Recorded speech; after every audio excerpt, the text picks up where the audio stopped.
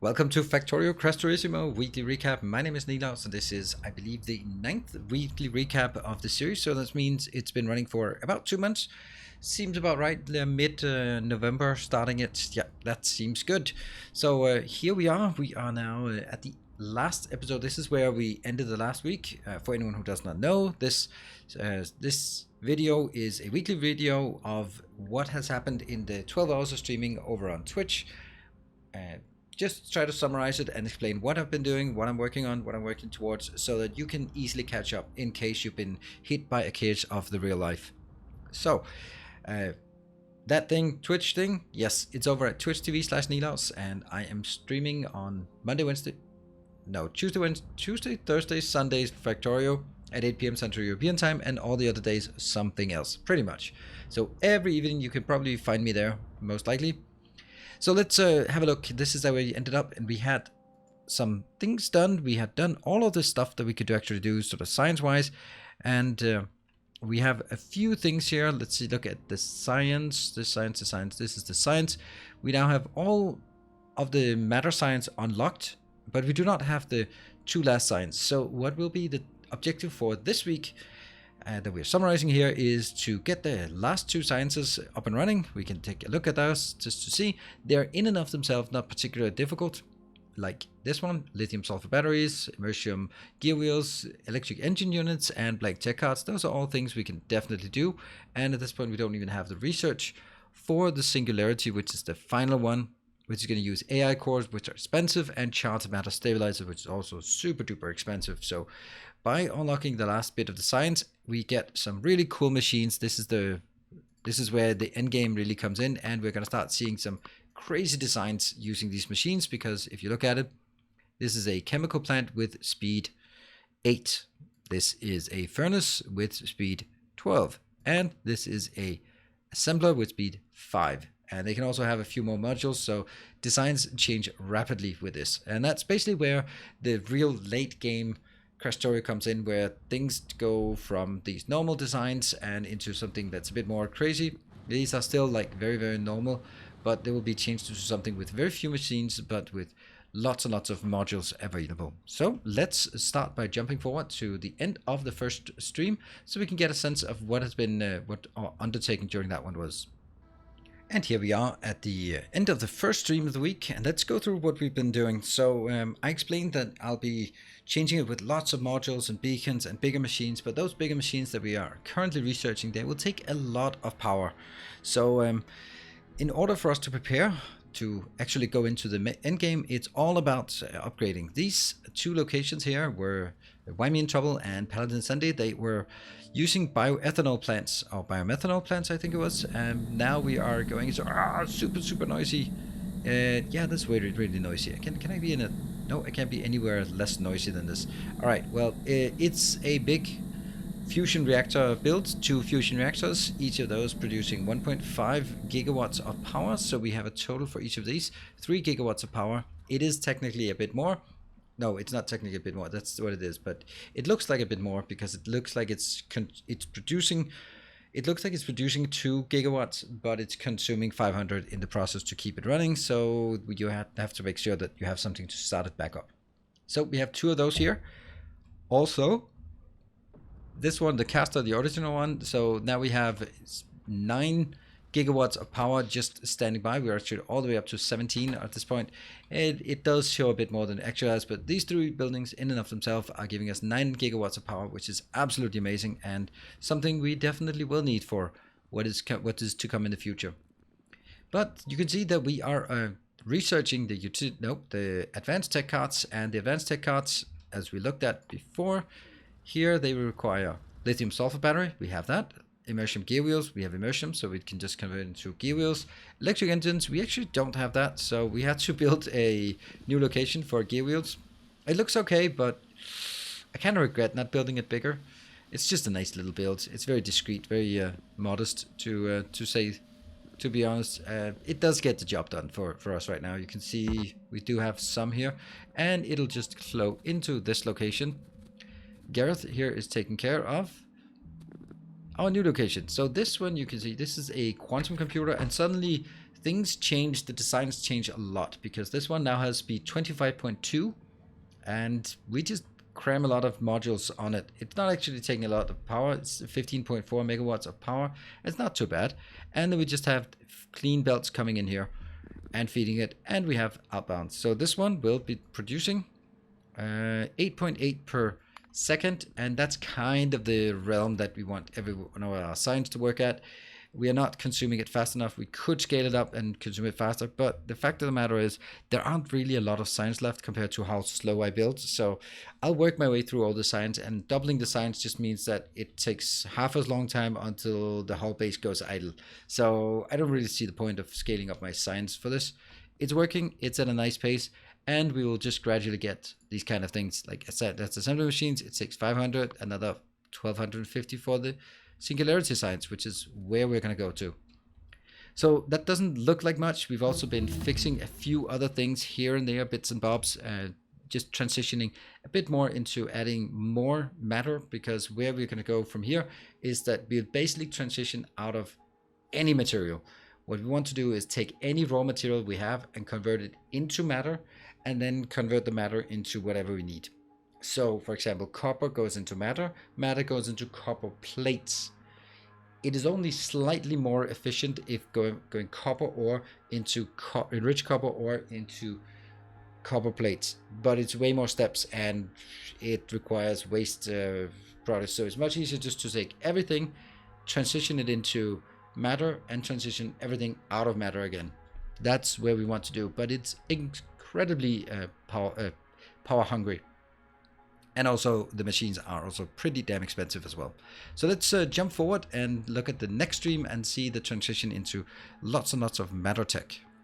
And here we are. We are now at the second stream of the week, and lots of things have been added, and it's very much about transitioning. We have some things here running out, and the main thing is that if you work on these matter builds, then let's have a look at the matter builds, just so that we are all clear on what we're talking about.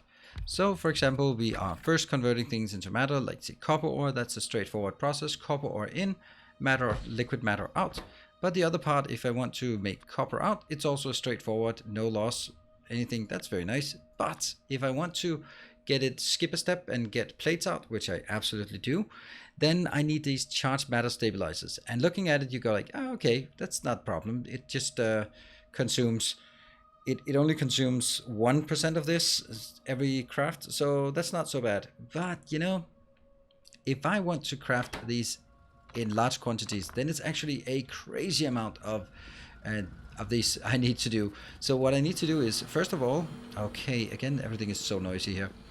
So first thing I want to do is make sure that I have a constant influx of materials to continue to make lots and lots of these. It's not actually very much I make, but this should only be corresponding to 1% plus the influx of sort of the additional static demand that will be stored in various inputs and outputs here. But you can also see that now the stuff that's coming in is coming in at a very high rate, and these are now backlogging as well. You know what, actually this one should be side balanced as well. I can actually side balance it like this, if I recall correctly. Couldn't I do that? Why do I do that now? It's completely irrelevant. Yep, completely irrelevant. I could do that, which would make no difference. And I can just ruin things instead of just reviewing things. Okay, yeah. So what we have here is now 2 full belts coming out if things are working. If I get 2 full belts in, I also get 2 full belts out. So that's a pretty nice 90 of those per second, as in they are being recharged. So that is definitely needed. I am still running out. The 2.5 we're still running out. So I actually need more of that. So let's take a look at where these are actually being consumed. Here's the first part. This is up here up north. We have a number of things that we have changed, and basically these locations here, Fryguy and Triple Hazer, were previously sort of a regular process going from copper to enriched copper ore to enriched copper ore, but that is completely useless now. So now we have this build, which is kind of a standardized build at this point, and it produces, let's take a look, it produces 180 copper per second, and you can see here this one is consuming 18 and outputting 17.8. so even though you can say that it's I don't lose very much, then I still have to recharge all those 18.8 back at the other facility, and that's yeah, that's still a challenge, and that's where all these come in. So as soon as they have enough, a truck will be coming out, and I have another one exactly the same as that over here, and that's going to be one of those things. Another thing that we also have is, and that this is corresponding, this was previously a glass build, but we did make another glass build somewhere down here. I feel it was really far away. Yeah, Barthak here made a, what we can only describe as a regular glass build, but it delivers 4 full builds, so that's nice. So instead, I'm going to take these small ones. These small ones, I have a fixed recipe here that takes 4 builds in and then converts it into lots and lots of matter. It's not keeping up. It is powered. It's just, if we can get more matter, get more output as well. You can see here's another one, and we just had whatever, this was the glass we had before, and now we don't really have a lot outbound, so that's good. But we have more things up here, more things indeed. We built all the way over here. Here's another location that was now making the rare ore, rare metals that we are no longer needed because we have this one. So this rare metal, it's exactly the same as the copper build. It's also exactly the same production here, 180 per second. We're starting to get up into really nice quantities of everything as soon as we do that. We can also go further up, and I am pretty sure there should also be a steel location somewhere. Oh, Gareth, where are you hiding? Yes, it's Gareth again. And here's a steel location that I wanted to show you how to build. There we go. Yeah, so now that it's built, it will produce and get that input and also get a few of these. It's up to 200, right? I think it's up to 200. So this will now build again 180, and that's something missing. There is one of these is not having the modules, I guess. Yeah, this is 90, and the top one is not 90.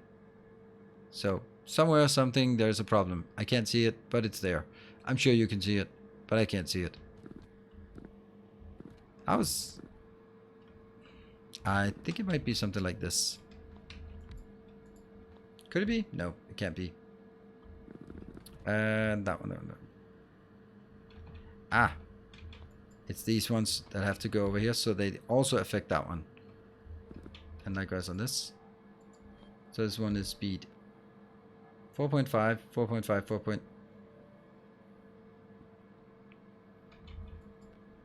Whatever. There. 180 some soon. I don't know. It's gonna be fixed. The point is, it's more than enough steel that we are building here, and that's basically how it works now that we are converting things in. You can say that at some point you can say like it gets very repetitive because you build the same thing, everything into matter, matter into everything. But it's also pretty cool that you can actually do this, and that means it's a completely different scoping thing. Suddenly we are building chunks of 180 raw material, 180 materials at a time. That's pretty nice. We're running out of coal. That's weird. We're running out of chlorine, which I think we built a chlorine location, or maybe that's not yet. We built a chlorine. I thought we built that over here. I think it might be Roundhound that's going to be building that, and just trying to make sure that we get all these things out. Also, let's see, did we upgrade these? No, we did not, but you can see here, these are still very old, and the sulfur is just not keeping up anymore because too many things are requiring sulfur. So let's jump forward to the last stream of the week and where we are currently at, so you're all caught up before the last stream of this series. And here we are at the penultimate episode of our Let's Play here, and I think it'll become kind of obvious why this is the penultimate episode. We're going to start to take a look at the sulfur and sulfuric acid that we had issues with before. Here we have the sulfur, and if we look at it, it is just producing a nice, there, 90 sulfur per second, and it goes out there 2 belts out. And this one is yeah, let's just say it consumes a slightly more than it is, but I wanted to build this just for the challenge of seeing how fast you could actually make it. So this is now an advanced chemical plant with 3 modules in, and it has like an annoying sound because it starts and stops all the time. The big problem is actually getting stuff in here fast enough. I'm not actually getting enough water in. if you will believe it, but as long as it's backlogged, which it is, it fills up this one incredibly fast at 3,300 per second. And it also consumes a modest 5 full blue belts, or 236. Technically, I can only provide 235, and even then it's impossible over time because I have that one. But you can see that builds become progressively more insane. But hey, the good thing is we don't miss sulfur anymore. What we're going to look at is kind of the biggest build of insanity that we've built so far. You can see we still have some of these old designs left, like this one, like this iron build. How much is it actually making? Not much, 120, and it takes these enriched that we don't really need. But if we want to skip ahead and actually do it as good as we possibly can, then this is Sebastian, our moon, is doing an absolute wonderful job here. It is also like taking all the space we can do, and power wise it's not actually that bad. It's 261 megawatts of power, which is a lot by any stretch, but still compared to this, because every single one is so heavily, it's at minus 60% power cost, so everything has been reduced quite a lot, quite significantly. So we're down to 20 megawatts for each, and what this one will be producing, if it can get enough matter in here, which it cannot. 270 matter is not actually that bad. It should easily be handled here. The problem is that each one has a stockpile of 10,000, so only when it fills up, you can see over on the right hand side, it needs to fill up to 10,000 before the next one gets done anything. But we get a pretty nice 8 full blue belts outbound. Clearly right now we don't have enough inbound, and that's why we're simply not getting anything. And that's the next part, right? This is the part where when we get to this build, then we can now get 8 full belts, 3,600 outbound materials from this one. Is it enough? I don't even think so. But the thing is, at this point, we have a really solid build that we can just stamp down more of those. So at this point, if we continue the build, then it's doing stuff like what we're doing out here with Timbo. Let's run this way and let's just have a look at it. There's another stop on the way that I'd want to take a peek at just briefly, because we also had chlorine deficit last time. So we have a little chlorine build. It doesn't really do much, but it has enough chlorine to solve the chlorine matter. But up here, no, where is it? It was out there. All right, out. Out on this side, we have Timbo being built out here with a little facility, a little modest facility here. They're consuming a total of 8 full blue lanes of iron, and just getting it in here, converting it. And this is basically what builds will look like right now. We'll have giant builds that convert things from real resources to matter, and then we'll have trucks shipping the matter somewhere else.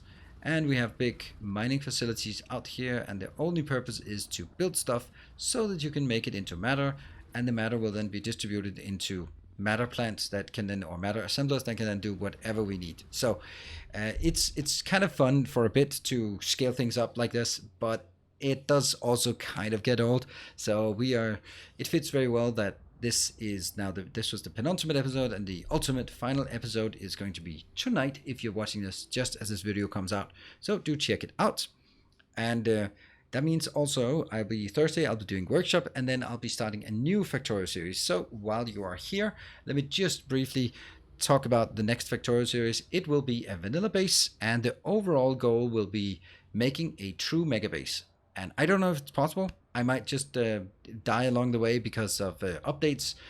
But the objective is that I want to produce 1 million signs per hour. So that is 16.667 signs per minute. And that is, I don't know how much it is per second, but it's a lot. So we are going to need to build big, efficient, effective, awesome, cool, you name it. That's what we're going to do. So let's take a look at that when we get as that will be starting on Sunday, and I'm really looking forward to that. And so I started with vanilla base. We might have some convenience mod. There will of course be a Twitch interaction. Whether it'll be as cool as this one with the buildings, I don't know, but this one was absolutely amazing. I really love it. Of course it looks a bit messy, but going here and just talking about the facilities and what they're doing, it's so cool. I absolutely love it. So the next one, I can't really reveal that yet because it's up for testing, and I haven't tested it yet, so that's what I'm going to do after the recording is done. Anyway, if you want to check out the final episode of this series, then, or if you want to watch the next series as we start up, then it's over at Twitch TV/Nilaus, and it's at 8 p.m. Central European Time. The next series starts on Sunday. So thank you very much for watching, thank you for following, thank you for supporting the work I do, and I'll see you either on YouTube, on Twitch, on Discord, or maybe even on Twitter. Thank you for watching, and take care, and stay effective.